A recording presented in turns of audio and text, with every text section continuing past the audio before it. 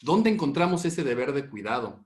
¿Está en alguna ley, en alguna norma? ¿Es lo que nosotros queramos definir? Veíamos en el video que cuando se abre la cámara y efectivamente, como lo comentaba la maestra Cristina, se ve un puente peatonal al fondo no muy lejano del lugar. ¿Hubo imprudencia por acercarse al franelero? ¿Debió prever que el carro arrancaría de reversa? En su caso, ¿cómo lo debería de prever? ¿A través de las luces? ¿Estaban estas encendidas? ¿No estaban encendidas? ¿Era obligación del peatón el darse cuenta de esa situación? ¿Hubo algún tipo de imprudencia del peatón por no llegar directamente a la otra acera y caminar en diagonal? En caso de haber existido imprudencia, ¿eso quiere decir que el conductor ya no es culpable o lo sigue siendo? ¿Se excluye el delito? Acorde a la convicción que he manifestado en todos los foros en donde me invitan sobre que rige en este sistema la teoría tetratómica del delito, el primer paso es analizar la conducta fáctica, no la conducta típica, la conducta fáctica. Y lo digo porque hay que recordar que no siempre todo lo que dice la ley significa que es correcto. Habrá que compararlo con la dogmática, con los principios constitucionales, etc.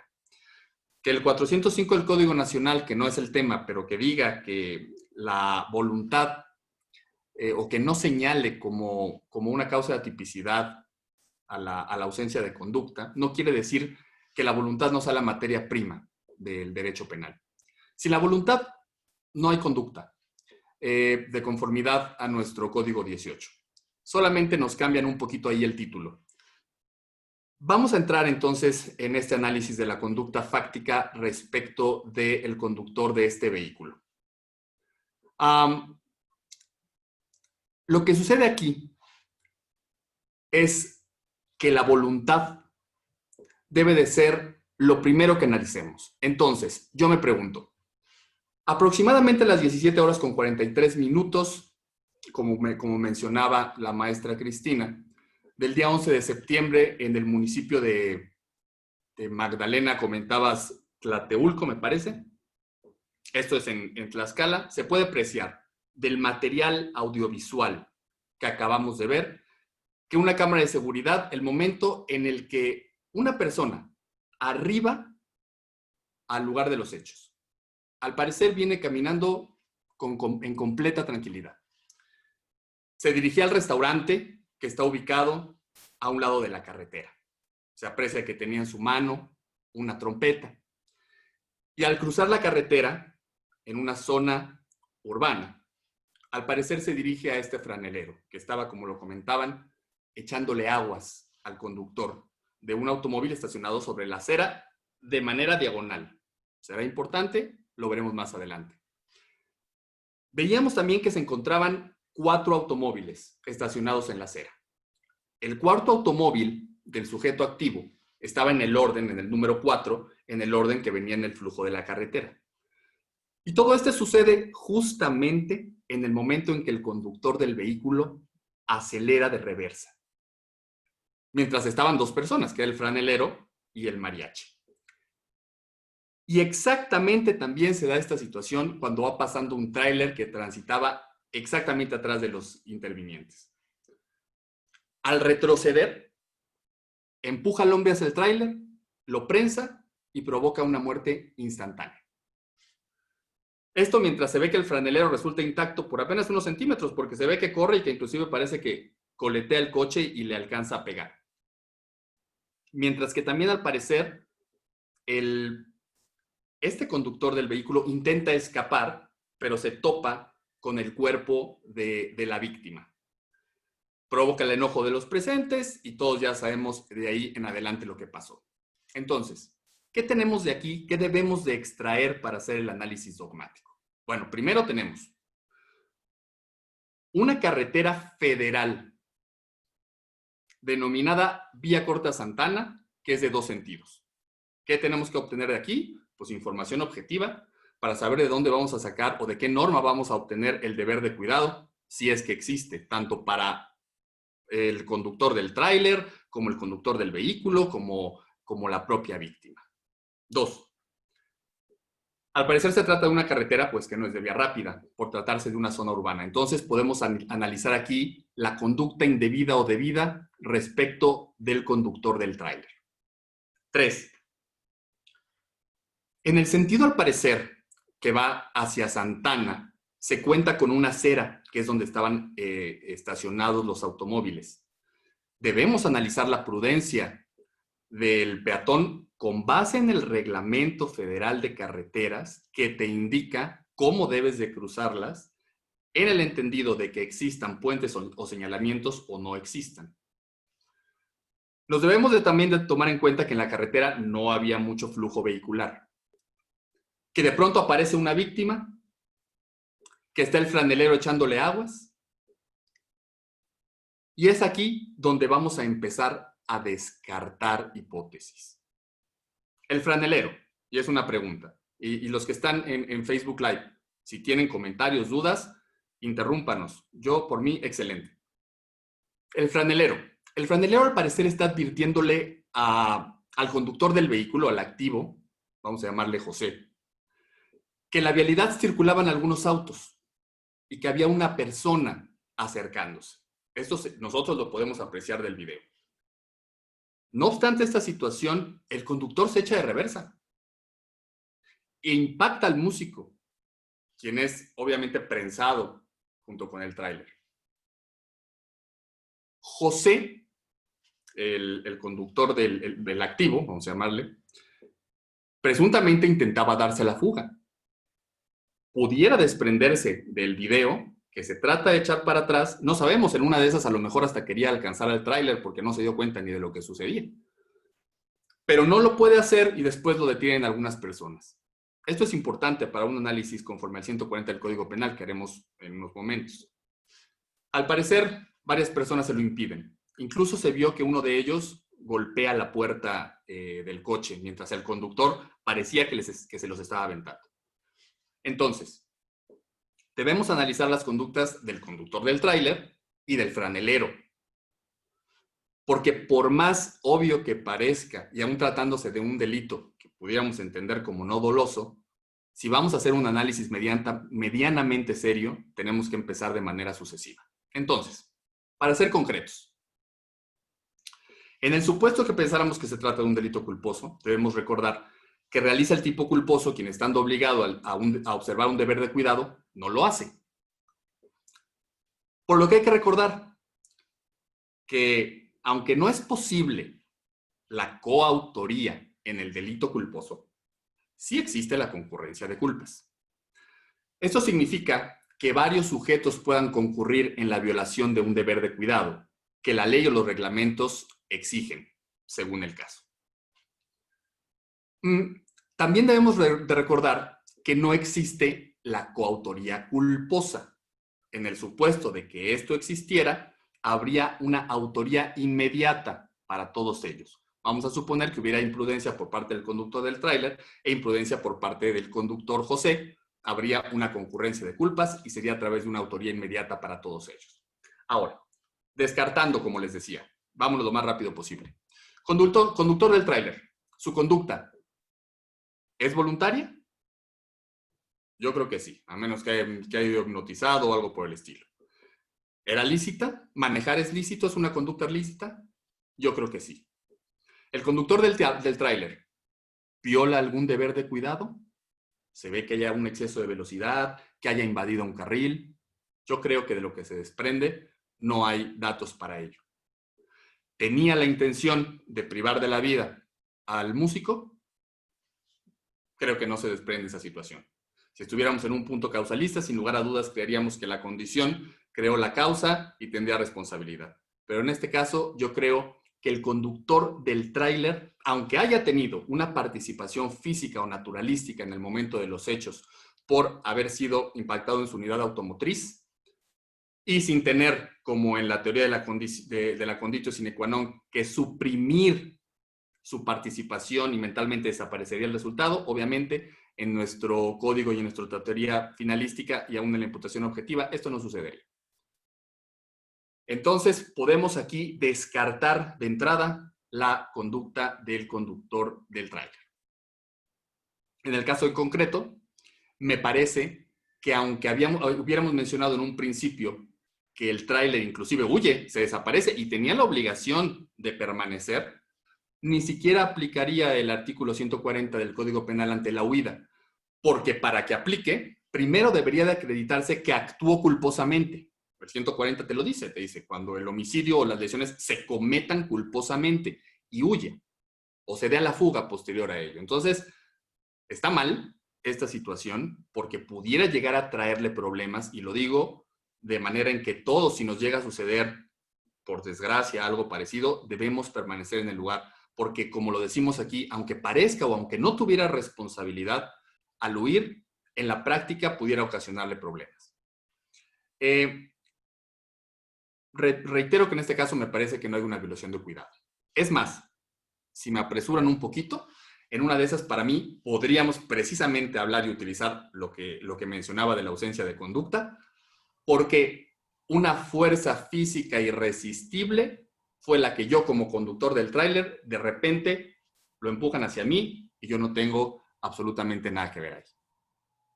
Arturo, Ahora, y me gustaría comentar porque estás tocando la cuestión de la conducta del chofer del tráiler, y aquí hay algunos comentarios que me gustaría hacerte respecto a lo que estás comentando.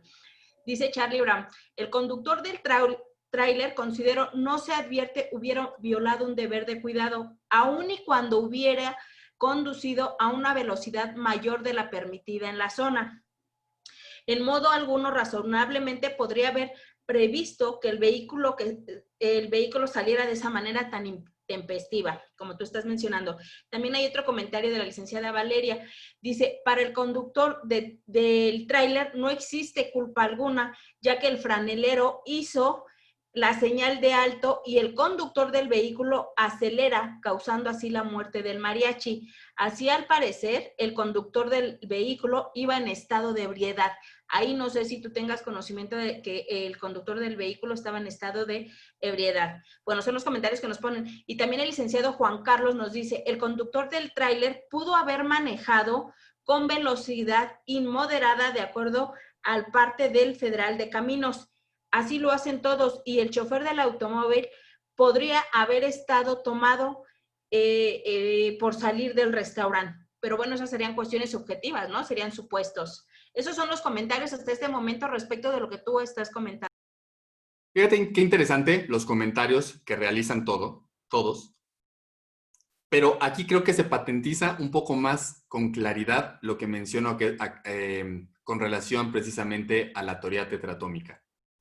Ellos están perfectamente bien, tienen toda la razón, como ahorita lo dijimos, pero tuvieron que irse a analizar la tipicidad. Ya estamos analizando un deber de cuidado, ya estamos analizando un elemento subjetivo. Cuando al conductor del tráiler se le puede librar de toda responsabilidad desde antes, con una ausencia de conducta, desde mi punto de vista, porque realmente, debido a una fuerza física irresistible, la famosa vis mayor, es que se ve inmerso en esa situación. Por eso también decía que si fuera causalístico, ontológico, pues obviamente tuvo una participación naturalística, pero es como si yo estoy a lo mejor en un bar, se están peleando muchos, de repente yo estoy comiendo, me preparo en el barcito hay un buen corte que me dieran y tengo acá mi cuchillo y de repente lo empujan, me hago para atrás y alguien viene y se clava en mi cuchillo, ¿no? O sea, ¿hasta dónde realmente tengo que entrar a analizar la imprudencia del deber de cuidado y hasta dónde es clara la ausencia de conducta, ¿no? Por esta situación. Con relación al aspecto de la ebriedad o del estado de ebriedad, me parece que con la información que tenemos no podemos determinar esa situación. Y aún en ese sentido, debemos recordar, no me voy a meter mucho ahí porque si no, a mí párenme, si ya me pasé de los 20 minutos a los 30, me dicen ya, porque luego me meto mucho en esos temas. Habrá que recordar. De hecho, el licenciado Julio del Regil dice que el conductor del vehículo estaba en estado de ebriedad. Ok, vamos a suponer que lo estuviera y que no tuviéramos nosotros este dato y que ahorita lo estamos tomando. Y a priori, lo que hay que recordar en estos sentidos es que el estado de ebriedad y los estupefacientes actúan de manera diferente por lo que hace a los delitos culposos y a los delitos dolosos de acción, pero al final siempre es la famosa acción libre en su causa. que si bien la teoría te dice que esta opción libre en su causa lo que te permite es retrotraerte al momento en que lo hizo para conocer si la autoposición fue dolosa o culposa, realmente lo que nuestra dogmática nos dice en cuanto, si mal no recuerdo, el 138 y el 140, lo único que va a ocasionar es que si se demostrara un animus necandi, que lo veo complicado, por parte del conductor y viene en estado de ebriedad, estaríamos hablando de una calificativa, un homicidio calificado por un estado de alteración voluntaria. Y la diferencia con la culpa es que la vuelve grave. Entonces, ya me corregirá la maestra Yesenia, pero pues ahorita para efectos de lo que buscamos, que es la aplicación en su audiencia inicial, a lo mejor de su control de detención y quizá de una medida cautelar, pudiera llegar a tener efectos, pero no determinantes. Eso se verá en el quantum de la pena precisamente cuando se analice si hay una culpa agravada o hay una calificativa, ¿no? Entonces, es muy bueno el comentario. Si es que así fuera, sí quisiera dejar en claro que esos serían los efectos. Pero como no estamos seguros de la situación, si les parece, continuamos rápido para descartar o involucrar la siguiente conducta, que es la conducta del franelero. Como decíamos, la conducta del franelero ¿era lícita? ¿Violó algún deber de cuidado? ¿Pudo haber hecho algo para evitar el resultado en vez de salir corriendo, a lo mejor empujarlo para que no le pasara nada porque ya veía que se estaba echando para atrás? ¿Tenía la obligación de evitar el resultado? Me parece que la conducta del franelero es completamente inocua. Él solamente estaba, como decíamos, echándole aguas al conductor, estaba tratando de apoyarlo de una mejor manera y bueno, habrá que revisar si este conductor, José N., atendió o no atendió de la información que tenemos precisamente a estas indicaciones. Entremos entonces de lleno a la conducta, al análisis de la conducta del conductor del vehículo José. El sujeto estaba en su automóvil. Al parecer contaba perfectamente con sus espejos retrovisores y además tenía la asistencia de un franelero. Él decide aplicar la reversa a su coche, suponemos todos, para incorporarse a la carretera. Pero no se percata, no solamente de que a lo mejor venía transitando un tráiler, sino de que exactamente justo de él venía caminando un peatón. Y por la velocidad, y le meto paréntesis porque ese va a ser un gran tema para la maestra, que tendrá que analizarse pericialmente, se ve por el video que arranca, pero arranca de una manera, pareciera como si fuera un coche que no fuera automático, como a las personas que se les va el clutch y que de repente viene como un empujón hacia atrás, ¿no? Impacta a la persona y la prensa con el tráiler que iba transitando por la carretera, por lo que, bueno, desafortunadamente fallece. Y abrí ese paréntesis porque de no existir este video, imagínense lo complicado que sería en la práctica acreditar a través de un perito de tránsito terrestre toda esta situación. Ya nos comentará con mayor exactitud la maestra, pero pues todos sabemos que normalmente se basan para la velocidad en las famosas huellas de frenado. Para esto hay una fórmula internacional de la velocidad y depende de muchas cosas, de cuánto pesa el coche, del neumático, de cuántas personas iban en el mismo, del clima, etc. Entonces, cerramos el paréntesis para señalar que yo creo que fue de gran ayuda o es de gran ayuda que se haya grabado esa situación. Pero siguiendo con el análisis, podemos concluir que la conducta es de acción. Es decir, aquí no hay una ausencia de conducta. Y se resume en la condición de un vehículo en sentido de reversa, con la que empuja a una persona contra un tráiler, prensándola y desafortunadamente falleciendo. Ahora, la pregunta, ¿era ilícita su conducta? Yo creo que no. Manejar es una conducta lícita. Ahora, ¿violó algún deber de cuidado? Yo creo que varios deberes de cuidado. De entrada, estaba estacionado en un lugar prohibido, que conformidad me parece que es el artículo 155 de los reglamentos de carretera, dice que ninguna persona podrá pararse o estacionar un vehículo, viene una como lista, y entre ellos viene en la acera, ¿no? En una carretera. No le pone atención al franelero. No usa sus espejos retrovisores a menos que acredite que se trataba de un punto ciego. Respecto a las luces de reversa, bueno, a lo mejor es algo que no importa mucho, pero la velocidad, yo creo que la manera en la que arranca es desafortunada. Ahora, hay una acción, hay una violación de cuidado, pero ¿tenía la intención de privar de la vida al músico? Yo creo que no contamos con los elementos para acreditar un animus necandi. Si yo fuera investigador, de todos modos, no descartaría ciertas líneas de investigación, porque se ha sabido de muchos casos en donde se conocen las personas, pero allá hay que analizar ciertos puntos en específico. Para no irme por otro lado, yo creo que en este caso no tenemos elementos para ello. Ahora, ¿pudo haber hecho algo para evitar el resultado? Quizá, pero ¿tenía la obligación? No la tenía. No la tenía. No se reúnen esos elementos. Entonces, ahora que ya conocemos la conducta, habría que analizar si esa conducta se ve afectada o no por los elementos de la ausencia. Para irme rápido, yo creo que no hay una fuerza mayor, creo que no hay una fuerza absoluta, creo que no se trató de un acto de reflejos instintivos ni repetitivos. Si hubiera ido o no alcoholizado o en estado de ebriedad, eso no afectaría su inculpabilidad porque lejos de eso lo agrava debido a la acción libre en su causa.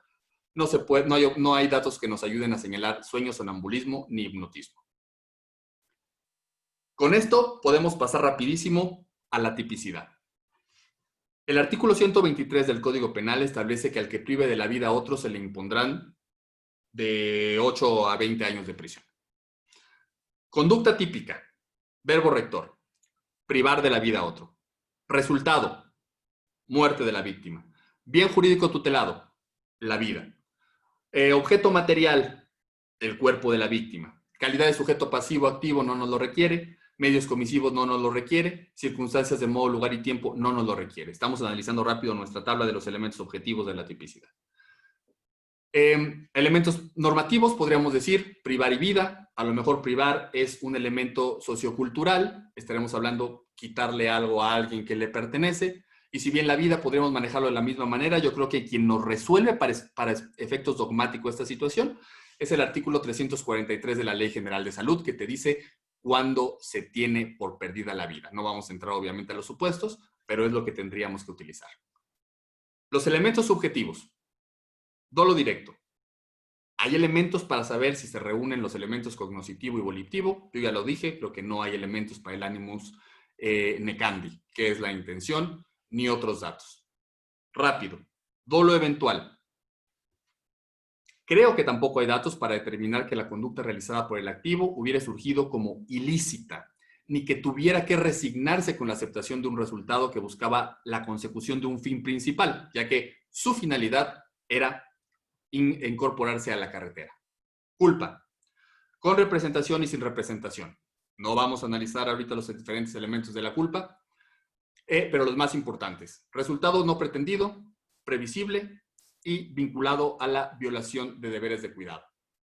Entonces, rápidamente tenemos la existencia de un daño con tipicidad penal, una imprevisión, una falta de reflexión, negligencia, falta de cuidado y una relación de determinación entre los actos u omisiones.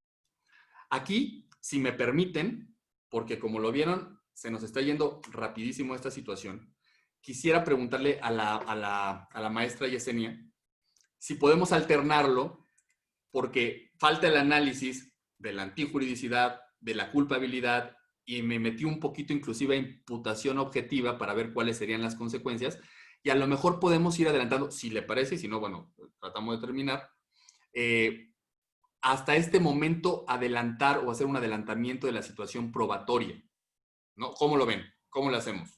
No sé cómo decidan ustedes respecto de este análisis, porque, híjole, está súper interesante y tengo 1,000,000 de mensajes aquí que nos están poniendo en el chat. No sé si primero se los leo para que de ahí también parta la cuestión del análisis de Alma o también tú puedas dar contestación, porque Rodrigo, estamos súper llenos de mensajes. Así es, sí, sí, de verdad que aparte les adelantamos las felicitaciones que están haciendo por parte de Facebook Live y que obviamente están ingresando a la plataforma de INDECAC, y lo cual nos están mencionando precisamente que es súper interesante el análisis que se está dando. Entonces, bueno, gracias. Lo que ustedes decidan, si quieren, hagan una o dos preguntas y que se arranque la maestra para que también vayamos ahí, porque yo hacer creo un que este tema, intercambio respecto. si fuera, digo, una audiencia a lo mejor no, pero si fuera así algo un poquito más, todavía más detallado, sí nos da para por lo menos unas 4 horas este tema, ¿no? Claro Pero, que sí. Indícame, Alma, ¿leo algunos comentarios o haces tu intervención desde este momento? Como tú me indiques.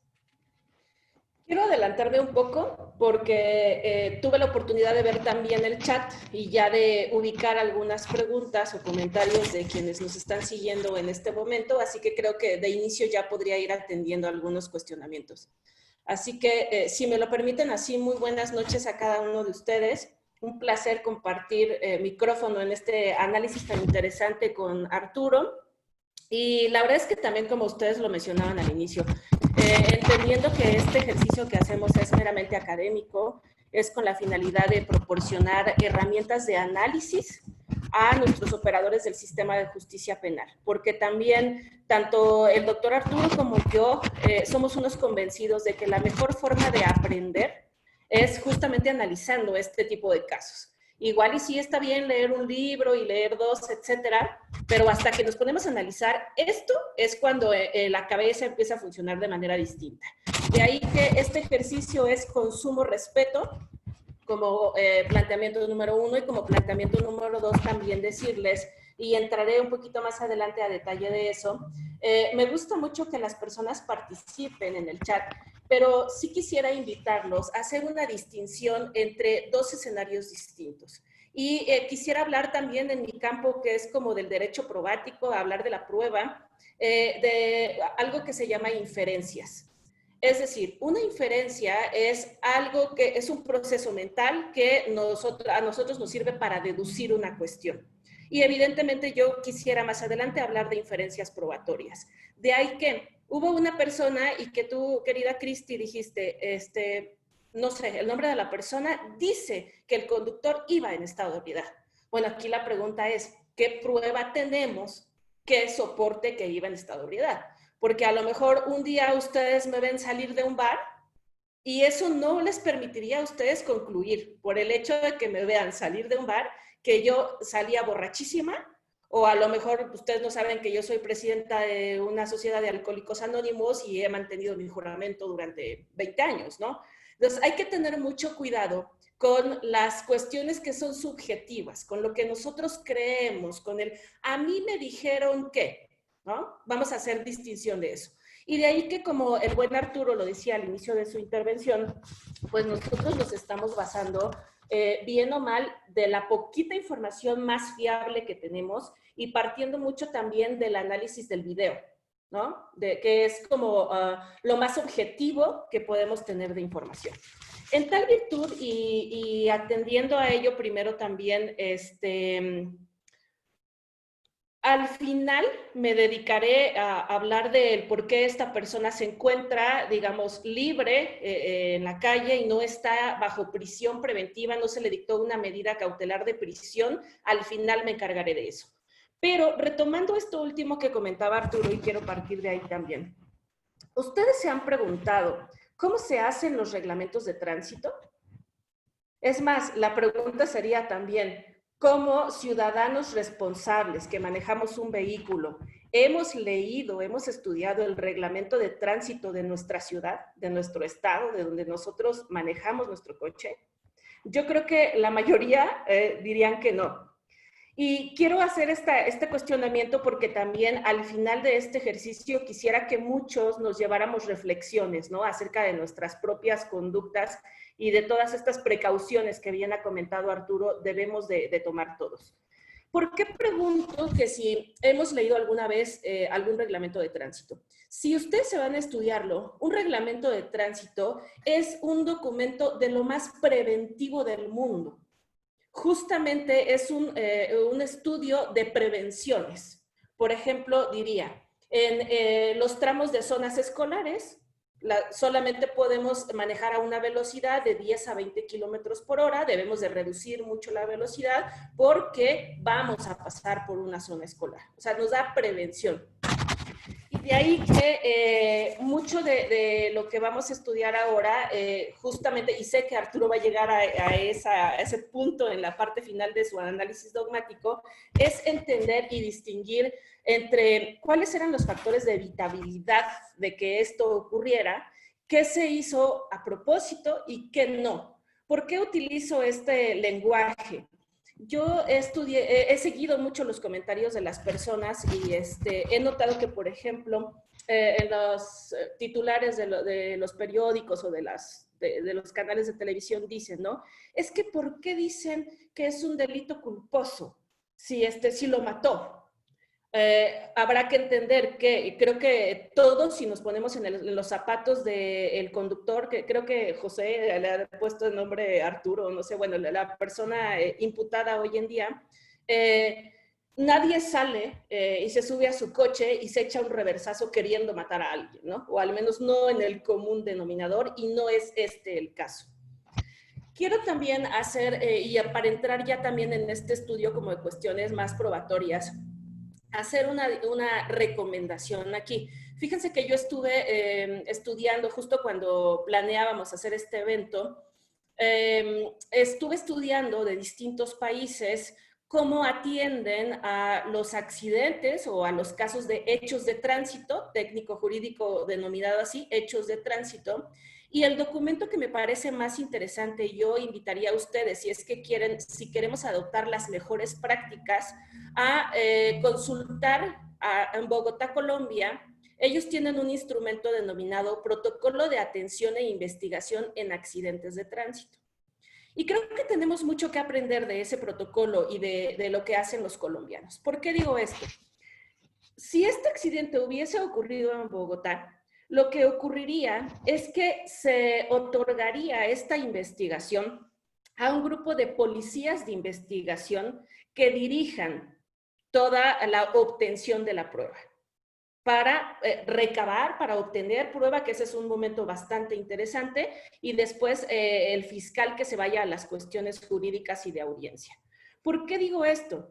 Porque entonces existen policías de investigación especializados en hechos de tránsito y que ellos harán una conclusión bastante interesante, es un estudio consuetudinario para poder tener también todas las aristas de este evento.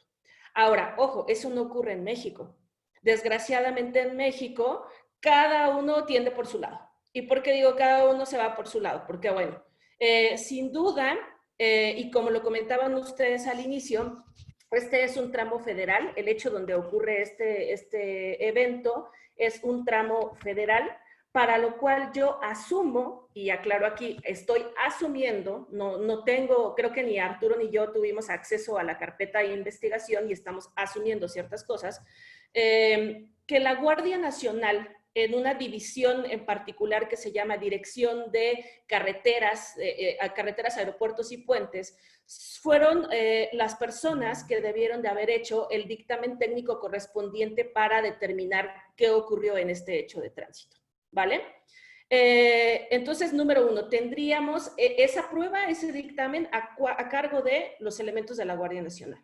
Por otro lado, tener también a los servicios periciales de la Procuraduría de dicho estado para hacer las dictaminaciones correspondientes, y una policía de investigación por separado. En ese sentido, y es muy importante entender también, si nos vamos también, como Arturo decía al inicio, bueno, debemos de atender al reglamento de tránsito que así corresponda. En la mayoría yo encontré un concepto homologado, y creo que también es importante que pensemos qué es un accidente de tránsito. Porque a lo mejor de lo que Arturo les ha dado en una explicación en el aspecto de lo jurídico, yo quisiera irme a la expresión de investigación criminal. Y justo en ese sentido, compartirles a ustedes que en la mayoría de reglamentos de tránsito se entiende como accidente aquel evento, y ojo, fíjense cómo la descripción dice, generalmente involuntario, generado por al menos un vehículo que se encuentra en movimiento, que causa daños y o lesiones, además de afectar a la circulación de los vehículos que se mueven en la vía que así corresponde. ¿Vale? Entendiendo. ¿Por qué hago esta aclaración, Cristi y Rodrigo? porque también hay personas, ¿no?, que dicen, eso no fue un accidente, eso fue provocado. Bueno, entendiéndolo así, y si ubicamos el concepto, pues sí, se acopla a se entra a esta caja de conceptualización, dejando de lado también la buena y correcta explicación que Arturo ya nos ha dado en la parte dogmática. Ahora bien, para poder hacer también todas estas determinaciones de responsabilidad, o más bien, como en México nosotros, si ustedes observan un dictamen de hechos de tránsito, en la recta final de lo que va a hablar son de causas de evitabilidad, o con factores o condiciones de evitabilidad. ¿Qué es lo que intentan estos puntos conclusivos? Hablar de la probabilidad, hablar de las causas que llevaron a el que ocurriera en el mundo real o no este resultado. Y en tal virtud, en ese mundo, pensemos en ese mundo de la causalidad, deberíamos de analizar elementos, circunstancias relevantes o no, porque aquí, ojo, debemos de alejar también los sesgos de los investigadores, porque si yo leo también a los comentarios de ustedes, muchos dicen, no, pues es que de ver el video se ve que tuvo la culpa, se ve que se echó de reversa bien rápido, ¿no? Entonces, dejar también como esas presunciones que uno de manera personal, hagan de cuenta cuando Pepe Grillo nos empieza a hablar y a decir algo, tratar de apagar a Pepe Grillo para que con base a un método científico, plantear todas las hipótesis posibles. Y con ello poder encontrar o determinar lo que causó el accidente. Es importante ubicar en el plano de obtención de la prueba que se analizan diversos escenarios. Y en cuanto a escenarios, me quiero referir primeramente a, justo también como Arturo mencionaba, toda esta conclusión, y hubo varias personas en el chat, he visto que lo han escrito, alguien decía, no, bueno, pero es que eso se va a determinar con un dictamen. Claro, la fortuna de que se tenga un dictamen, debemos de entender que es un método científico, es un estudio, y las características ustedes tendrían que preguntarse, bueno, ¿qué de ventaja tiene que se obtenga un dictamen en esta materia? Pues es que ese estudio debe de reunir las características, ojo, de ser medible, de ser repetible y de ser comprobable. Tengan de la mano esas tres características para que entonces, fíjense, cuando ustedes empiecen a preguntar, yo tengo esta idea, yo pienso que salió borrachísimo. Ustedes pregúntense, bueno, ¿y puedo medir? Y esa medición puede ser repetible y puede ser comprobable cuando yo infiero que salió borrachísimo. Si la respuesta es sí, vamos encaminados a hacer una inferencia con un método científico. Si la respuesta es no, entonces esa prueba va disminuyendo de valor, por así decirlo, va disminuyendo de seriedad, de fiabilidad. En tal virtud, y en cuanto al primer escenario que nos dice, vamos a analizar la vía y vehículos, justo como Cristi también nos hizo favor de compartir las generalidades de este caso al inicio, observamos, intentaré no ser tan técnica, que no se me salga el yo policía que llevo dentro, pero de la observación del video, se nota que estamos ante la presencia de una vía de 4 carriles. Esa vía de 4 carriles presenta un camellón central, el cual divide a 2 carriles que separan el sentido de conducción de cada uno de los vehículos. Esto es conocido como eje troncal, ¿vale? Y se le conoce como eje troncal porque si ustedes ubican la zona en donde ocurre este evento, pues es prácticamente una ciudad, pero esta en teoría es una carretera que atraviesa la ciudad, y que por eso vemos tanto coche, vemos negocios, vemos a las personas atravesándose, pero que a fin de cuentas está permitido que, ojo también, que vehículos pesados, como en este caso fue el tráiler, sí tenía permitido transitar por esa vía, por ese eje troncal, porque tenía que cruzar la ciudad y porque se infiere también en cuestiones de carreteras, caminos y puentes, que no hay otra vía para que este vehículo pueda conducirse. Entonces, número uno, si nos preguntásemos también probatoriamente y fácticamente, ¿el tráiler transitaba lícitamente en este punto? La respuesta es sí. No existía legalmente algo que le impidiera, ¿no?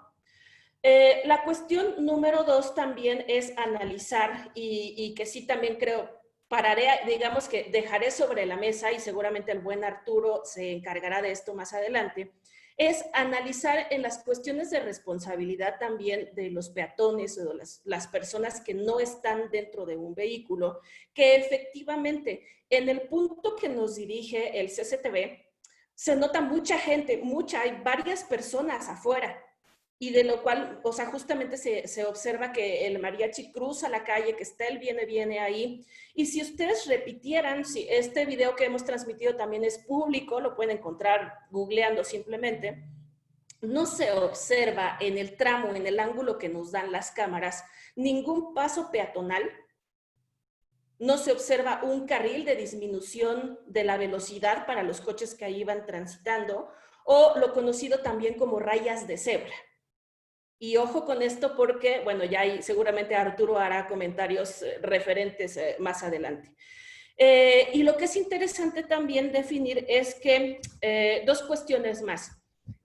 Inferimos de lo que se ve en el video que el tráiler no va a exceso de velocidad, aparentemente va a una velocidad prudente, aclarando que si ustedes se remiten también a reglamentos de tránsito y por lo que concluyo yo, ¿no? Que es, digo, no conozco ese punto en ese estado, pero pensando, buscando en el mapa, la velocidad permitida podría variar entre 40 y 80 kilómetros por hora. Y el tráiler, si ustedes lo observan, no podía ir a más de 100 kilómetros por hora, por ejemplo. Entonces, tampoco va infringiendo. El tráiler no va a exceso de velocidad. Una cosa que me parece interesante y que por ahí también empezaré yo a hacer, a causar un poco de controversia, es en cuanto a un poco la responsabilidad que tiene el restaurante, bar o el lugar a donde están estas personas por permitir, digamos, por permitir que los comensales que acuden a dicho lugar se estacionen en ese lugar y se estacionen de esa manera. Porque, ojo, adelantándome también ya en el plano de una responsabilidad de empresa, pues bueno, lo ideal sería que tengan un estacionamiento en un lugar correcto para que llegue y justamente evite, no pueda yo provocar, no deba causar este tipo de accidentes. Y en el peor de los casos, porque tampoco quiero que me vayan a satanizar y al rato van a decir, bueno, Alma Yesenia está diciendo que todos los restaurantes deben de tener un superestacionamiento. No, tampoco estoy diciendo eso. Para el caso de los restaurantes o de los lugares que no pueden tener como tal un predio así, lo cierto es que deberían de implementar ciertos mecanismos de cuidado del cómo se estacionan tus clientes.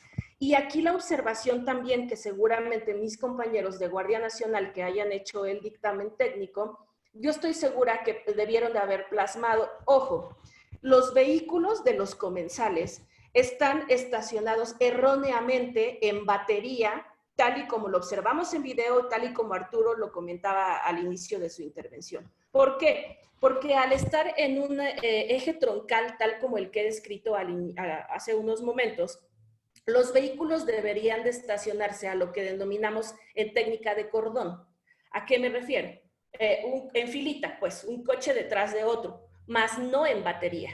Porque el hecho de que estén en batería impide justamente la visibilidad, como lo que pasó, de que cuando uno se quiere echar en reversa, no ves absolutamente nada, porque lo que deberías de tener no es una vista hacia la parte de atrás de tu coche, sino que deberías de tener una vista frontal para ver si no viene algún coche y tú puedas echarte de reversa. Esto lo dejo también aquí como análisis para cada uno de ustedes. Luego no entendemos razones de cómo nos debemos de estacionar en alguna calle, ¿no? En algún libramiento o en lo que sea. Mucho ojo con estas circunstancias. Entonces también ahí hay una mala medida de parte del restaurante de cómo se están estacionando estos vehículos. Y pues bueno, también para complementar esta parte de lo que estoy hablando son factores probatorios que se tienen que obtener para concluirse en este dictamen del cual yo estoy hablando. Claro que tienen que valorarse las condiciones atmosféricas. Sí, al parecer en este evento no ocurre algo relevante, pero piensen ustedes, si hubiese estado lloviendo, si hay neblina, si es de noche, hubiesen sido otros factores también que hubieran influido o no en el evento, en lo que ocurrió y obviamente en las conclusiones. Ahora, otra cosa que pasa interesante también es que, ojo, en México, un fiscal, ocurrido el evento, y digamos que llega la Guardia Nacional, se hace cargo de ese punto, lo primero es dar atención a las víctimas, a los lesionados, hacer la atención correspondiente, y pensemos que se hace una puesta a disposición por la persona detenida y o por los indicios, llámese automóvil, y por el evento que ocurre. En México, un fiscal hubiese llamado de forma, digamos, separada a todos los mariachis, al viene y a todas las personas que observamos ahí en el evento para recabarles una entrevista. Fíjense que en el protocolo modelo que yo les comento de Bogotá, Colombia, esto no es así. ¿Quién creen, bajo el protocolo mejor elaborado, quién creen que debía de obtener la entrevista hacia todos esos testigos? No el fiscal, evidentemente, pero aparte tampoco la policía de investigación del MP que están ahí en la oficina y que pues, no harían más que obtener la entrevista. Para efectos de Colombia, son las personas que están elaborando el dictamen técnico quienes deberían también de realizar la entrevista a estas personas, porque son quienes observaron y que incluso... Creo que más adelante, ya para empezar a callarme, Arturo, ya voy. Más adelante creo que discutiremos, o no discutir, sino comentaremos, analizaremos este factor, ¿hay intento de huida o no? Porque estamos interpretando el video de forma distinta. ¿Y quiénes serían las personas más idóneas? Que, ojo, cuando se elabore la entrevista hacia estas personas, debemos de cuidar mucho la psicología del testimonio. Y justamente quien obtenga la entrevista de estas personas, a tratar de hacer una sola entrevista, de no hacerla sugestiva, de no contaminar con ideas propias a estas personas cuando les estamos haciendo las preguntas, de ser respetuoso, número uno, de su condición física. Aclaro algo, no podríamos llegar, imagínense después de... al parecer, el viene, justo del como le llaman, ¿no? Del coleteo que el tráiler le da al viene, o sea, a lo mejor hasta quedó con un esguince en el cuello, de latigazo, ¿no? Le llegó un golpe a la columna, una cuestión así, y no podría yo llegar y decir, ay, no, espérese tantito porque le voy a hacer la entrevista, ¿no? Claro, siempre vamos a privilegiar la atención médica de las personas y en el momento en el que se pueda. Fíjense que si ustedes ven el video con calma también, hay otro integrante del mariachi que tiene como una especie de bandolón, de guitarra, de bajo, una cosa así en la mano. Yo no alcanzo a distinguir qué instrumento es, pero cuando él ve el evento, él nada más se tapa la cara y está así diciendo, no. O sea, él está en shock. Emocionalmente está bastante, diría así, acongojado, ¿no? Está bastante complicadas sus emociones de lo que acaba de observar. ¿Qué es lo que debemos de hacer también? Privilegiar su situación emocional, privilegiar su salud y en el momento en el que se pueda recabarle una entrevista. Todo esto es con sugerencias, ¿no? De psicología del testimonio y de protección a los derechos de todas las personas que estuvieron en ese evento. ¿Y por qué es importante también? Además, otra cosa, sería necesario recabar entrevistas de los meseros, los o las meseros del lugar, no sé, del gerente, de otros vecinos comensales, investigar también si dentro del restaurante existe otro CCTV para poder determinar qué circunstancias anteriores ocurrieron en el restaurante. Para nosotros, fíjense, tenemos el momento justo en el que él intenta irse, pero no sabemos también qué pasó en momentos anteriores y claro que es importante atender a esa circunstancia. Quisiera parar un poco ahí y les dejo, digamos, mi lista de pendientes para que no coman ansias y decirles que vamos a platicar de esto un poquito más, pero también para que con Arturo nos vayamos ayudando y hagamos esto un poquito más rico. Vamos a platicar acerca de, en cuestión probatoria, cómo demostrar si esa persona iba bajo el influjo del alcohol o no. Porque acuérdense, estamos diciendo, no, pues sí, salió del bar y iba borracho. No, espérenme. Eso se tiene que probar en audiencia.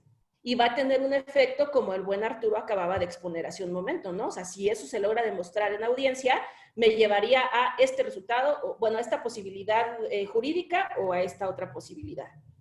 no pierdan no pierdan de vista también que estaremos encaminados a analizar cuestiones de la medida cautelar y obviamente de la reparación del daño. Con esto quisiera un poco jugar con la información, jugar en cuestión argumentativa. ¿Cómo ves, Cristi? Muy bien.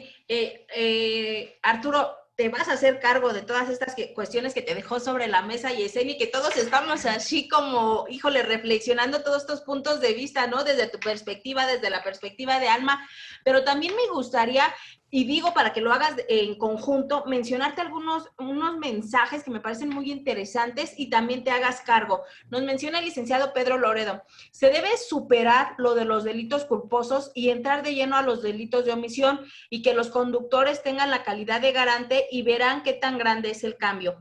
Alemania tiene sin número de omisiones en calidad de garante y México tiene unas cuantas. Dice, acá en Colombia, el licenciado Carlos Álvarez dice, acá en Colombia, si el conductor de ese vehículo está en estado de ebriedad, por decirlo así, se le aplica el delito de dolo eventual, pero habría una responsabilidad compartida con el peatón por la no utilización del puente peatonal. La cuestión del restaurante, la responsabilidad del restaurante, comentada por la licenciada María Elena Olivares, también ya fue comentada por Alma, y me comentan por aquí, se tiene que analizar el derecho de vía de la carretera porque el vehículo estaba estacionado dentro del derecho de vía y eso está prohibido de acuerdo a la ley de caminos y puentes. Y las omisiones de los establecimientos mercantiles también están incurriendo en responsabilidad, y los conductores están incumpliendo el saber estacionarse. Pero también los órganos del gobierno, al permitir las licencias de estos establecimientos que carecen de lugar para estacionar los vehículos de clientes, entonces ahí también están poniendo una cuestión de responsabilidad a la cuestión del gobierno. Dice, el hecho es que perdió la vida la víctima, pero eso no exime de su responsabilidad al imputado y a los dos sucesos, y los dos sucesos se dieron por omisión de las partes. Hasta ahí, Arturo, le dejamos para que puedas hacerte cargo respecto de los argumentos vertidos por la maestra Alma y estos comentarios que nuestro público nos está haciendo en la página de Facebook, y podamos seguir con esta plática tan interesante. Claro que sí. Pues yo les iba a decir, bueno, vámonos un poco rápido, pero con técnica, pero sí quiero hacerme antes cargo de estas preguntas. A ver, primero, hablan de la importancia de trasladar la culpa hacia una comisión por omisión, porque señalan que en otros países, como por ejemplo en Alemania, esto ayuda. Quiero tratar de ser muy puntual en esta situación. En primer lugar, hay que diferenciar dentro de nuestra dogmática que si tenemos aquí la conducta y aquí la tipicidad, al analizar los elementos subjetivos del delito, que si bien se dividen en genéricos y específicos, y nos enfocamos a los genéricos, encontramos al dolo y a la culpa como una naturaleza de la conducta, que nos va a llevar precisamente a dar cumplimiento a los principios constitucionales y legales que están en nuestro propio Código Penal, de que no podrá haber conducta que se castigue sin que sea dolosa o culposa. Si nosotros atendiéramos a la comisión por omisión, estaríamos en un estadio diferente, que es en el de la conducta. Es decir, ya no estaríamos hablando de una naturaleza de la conducta, sino de una forma de comisión, en las cuales existen, por un lado, la acción, la omisión propia y la omisión impropia. Una vez aclarado esto respecto a lo complicado dentro de la técnica, que sería homologar estas situaciones o traslaparlas, simplemente quiero señalar mi punto de vista, que normalmente también lo doy. Recuerden que el fincar responsabilidad por la pérdida de la vida, en este caso, de una persona, por un delito en omisión impropia, debe de ser perfectamente bien vigilado, porque no es lo mismo privarte de la vida que exista la probabilidad de que no te hubiera privado de la vida y que esa posibilidad rayan ahí. Lo dejo ahí, no quiero convencer a nadie, pero hay que tener mucho cuidado con esa comisión por omisión. A lo mejor, y tiene razón el abogado que lo comenta de que pues todos estaríamos temblando. Pero algo sí les digo. El Estado democrático o dictador de un gobierno, un analista de la ciencia jurídica lo comienza a ver desde la cantidad de delitos que tiene por omisión, ya sea propia o impropia. Porque no es lo mismo prohibirte una conducta que obligarte a que cumplas otra. Ese, dejo hasta ahí el tema, no me quiero alargar, da mucho más, pero no lo quiero alargar. Dolo eventual y puente peatonal. Si me permites, Chris, hacer un pequeño gol y comercial. Ojalá y puedan acompañarnos el próximo 5 de octubre. Va a haber un diplomado aquí. No nos podemos explayar de la misma manera. Y ahí sí podemos tocar con ejemplos, con casos técnicos, precisamente la diferencia entre un dolo directo y un dolo eventual. Solamente quiero señalar que puede tener razón esta persona que lo comenta con relación al puente peatonal. Igual, en un análisis diferente ante una posible concurrencia de culpas, que no es lo mismo que compensación, que lo tocaré rápidamente, al dolo eventual, en donde la conducta nace diferente por el fin que busca el sujeto al calcular las consecuencias primarias y secundarias, demostrando dentro de la ciencia jurídica un desprecio al bien jurídico tutelado. Eso es lo que castiga el dolo eventual, un desprecio, que no es lo mismo que una no previsibilidad. Hablan del derecho de vía, por supuesto que puede tener injerencia, habrá que estudiar también la responsabilidad de las personas jurídicas, pero si me apresuran un poquitito, en el caso de que el franelero o de que alguien más formara realmente parte de esta empresa, lo vería un poquito más claro, porque lo que castiga esta situación es un incumplimiento organizacional, en donde en el seno de cualquier tipo de empresa, por una de las personas que participan o que se encuentran ahí, comete algún delito culposo o doloso que precisamente también tiende a afectar a la persona. Tampoco quiero explayarme ahorita mucho en ese aspecto. La omisión de reglamentos mercantiles va en el mismo tema. Y por último, la omisión, dice la omisión de las partes. Sí, nada más hay que señalar que la omisión no la estamos analizando ahorita como una naturaleza de la conducta, sino como una omisión del deber de cuidado. Si estamos en ese sentido, estamos completamente de acuerdo, porque lo que se analiza es un delito no de omisión, sino de acción de naturaleza posiblemente culposa, hasta donde nos está llevando esto. Entonces, para no darle más vuelta a esto y terminar con los puntos que traigo estructurados y que no se vaya nada, me gusta siempre ir paso a paso, porque la teoría del delito, insisto, es sucesiva. Debemos recordar rápidamente. Ya analizamos la conducta, ya descartamos algún tipo de necesidad de analizar la conducta típica del conductor del tráiler y del franelero. Y estábamos señalando que ante la conducta de José no veíamos ninguna causa de ausencia de la misma. Descartamos la existencia del dolo por no tener elementos cognitivos ni voliptivos, así como del dolo eventual, porque como bien lo decía la maestra Alma Yesenia, normalmente no quieres echar tu coche para atrás para matar a alguien. Abrí un paréntesis diciendo que si yo fuera investigador, yo no sé, igual era el novio o el amante de alguien y habría que abrir otras líneas de investigación, pero en este caso nos ceñimos y descartamos el dolo eventual y empezamos a analizar el punto importante, la posibilidad de una culpa. Entonces, los posibles deberes de cuidado que se violaron, ya lo decíamos.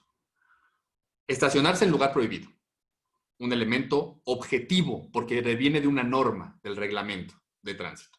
2, no poner atención al franelero. Es un elemento nomológico. Tiene que ver con la prudencia de la persona, con el conocimiento de las leyes naturales. Al igual que el no usar o al no haber usado los espejos de manera adecuada, a menos que acreditara lo del punto ciego. Y es aquí, señores, donde para mí empieza lo interesante y pueden empezar los problemas y se da bastante técnica esta situación. ¿Por qué? Concluimos. El deber de cuidado es el punto de partida para analizar cualquier tipo de delito culposo. Por la naturaleza del cuidado, a observar en una determinada actividad. En la conducción de máquinas, de recursos, explotaciones, cualquier situación. Ahora, se dice que no es posible que la ley señale en el tipo penal todos los deberes de cuidado que se pueden violar. Eso es un problema. Pero también es cierto que no se puede dejar al juez para que complete dicho elemento, que algunos dirían que es en blanco y otros dirían que es de reenvío. Esto podría entenderse como un atentado contra el principio de taxatividad, lo cual inclusive ya varias tesis han señalado en el famoso delito de encubrimiento por receptación, que te dice que puedes ser responsable cuando no tomes en cuenta todas las medidas para saber si lo que estás comprando era robado o no era robado. Espérame, dime cuáles son todas las medidas. Entonces, entramos a este terreno. Ahora, debe analizarse no tanto como un elemento en blanco, pero sí de reenvío.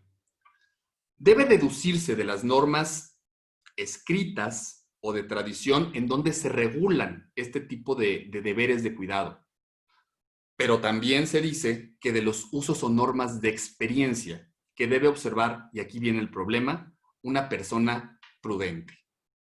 ¿Quién es una persona prudente? ¿El juez era una persona prudente? ¿Qué problema habla si al juez le acaban de atropellar a un familiar hace un mes? ¿Tendrá la capacidad para analizar esa prudencia? Entonces, aquí es importante irte al elemento objetivo y tratar de encontrar uno en la norma. En este tipo de asuntos, esta actividad de reenvío genera la problemática que se desarrolla en ámbitos de arbitrariedad como los que les estoy manejando. La doctrina señala que el juez no puede deducir de su íntima convicción, que se debe de remitir a los reglamentos o a las normas escritas.